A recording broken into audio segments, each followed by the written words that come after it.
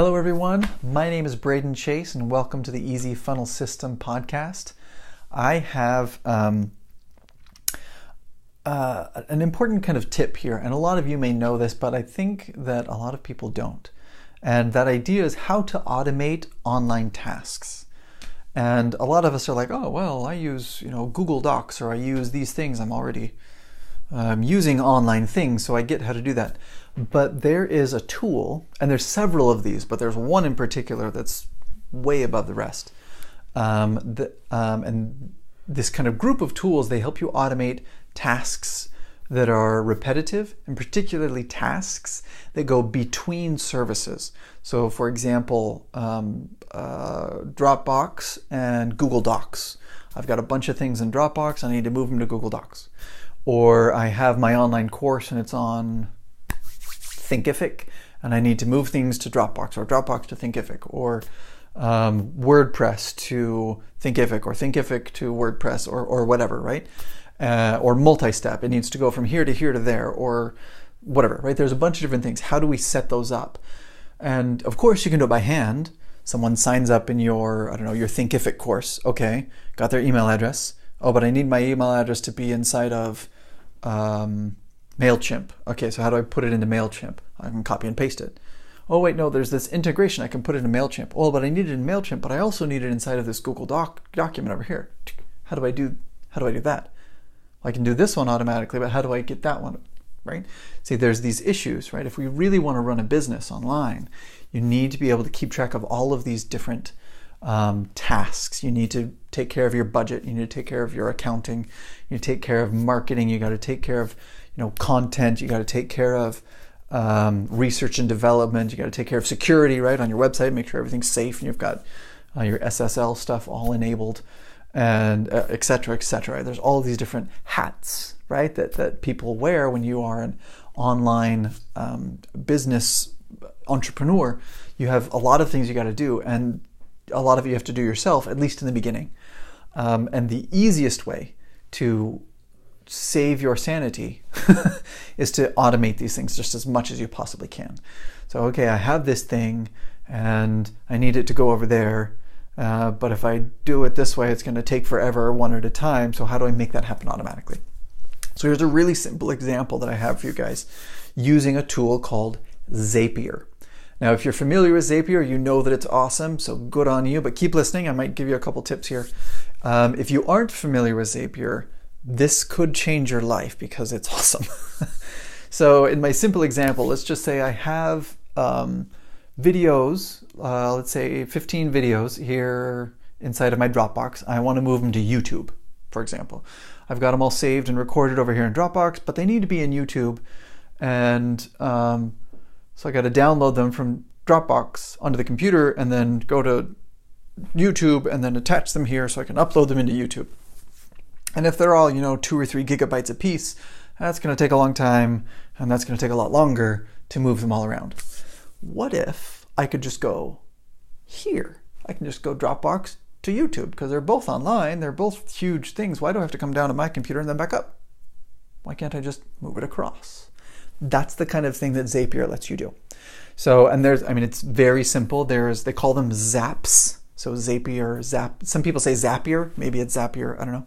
But they build Zaps, and it zaps your stuff from here to there, or whatever you want to do. So I just played with this morning. I built a Zap to move some videos from Dropbox over to YouTube, and it took me maybe 15 minutes, right? And that's because I wasn't quite sure which button to click on. I had to test it a couple times and got it figured out. But without that little testing bit, it probably took me like 6 minutes to build this Zap of grab these videos, put them over there, and I just click start, and then I walk away. And it does take time to move everything over, right? To process and all that stuff happen, but I didn't have to do it, and that's the cool thing.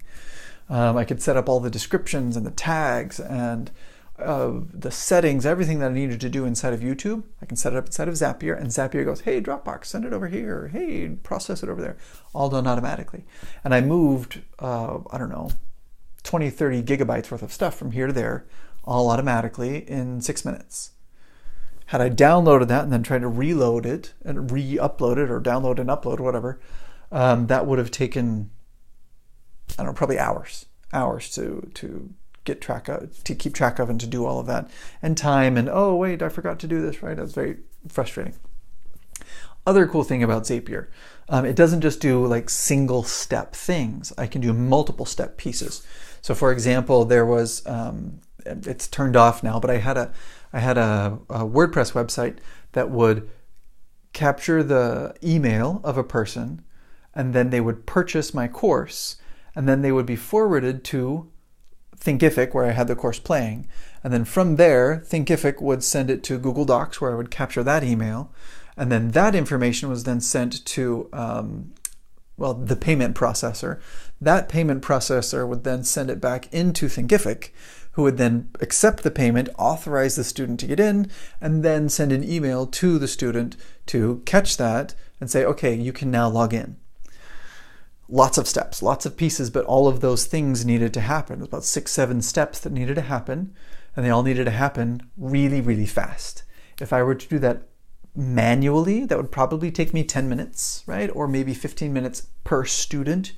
Okay, punch this number in, okay, copy this over, and not to mention, like, there's some security risks as things are going through, as I'm copying things onto my own thing, getting somebody's credit card number and pasting it. That's not safe, right? You shouldn't do those things.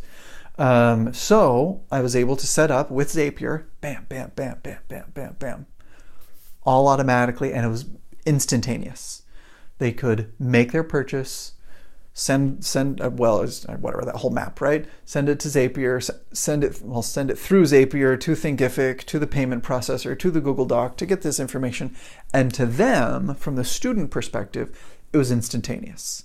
They said pay, and then the buttons appeared to them and they got into their course. But in the background, 17 other steps had happened that allowed for all of this to function. And all of that happened because of Zapier. And had I tried to do that myself, incredible headache. But because I was able to use this tool, I was able to automate this process in order to save myself a lot of time, a lot of ease for my students, and just everything was better, happier. It was awesome. Anyway, Zapier is wonderful. They have a free plan that you can use, and it's great, and you should use that one when you're first getting used to things. But then they have a couple of tiers where you get to do more connections and more pieces, and the zaps run a little bit faster and all of that. You can read all of those details on their website. But I wanted to share that with you guys. It's pretty fantastic, and I hope that's helpful to you. If you've already known about it, I hope I showed you a couple of tips there. If you were unaware of it, then there you go, right? This is your sanity back to you. Have a good day. I hope that was fun for you guys. It's been great for me. Have a wonderful night, and I will talk to you guys another day. Bye.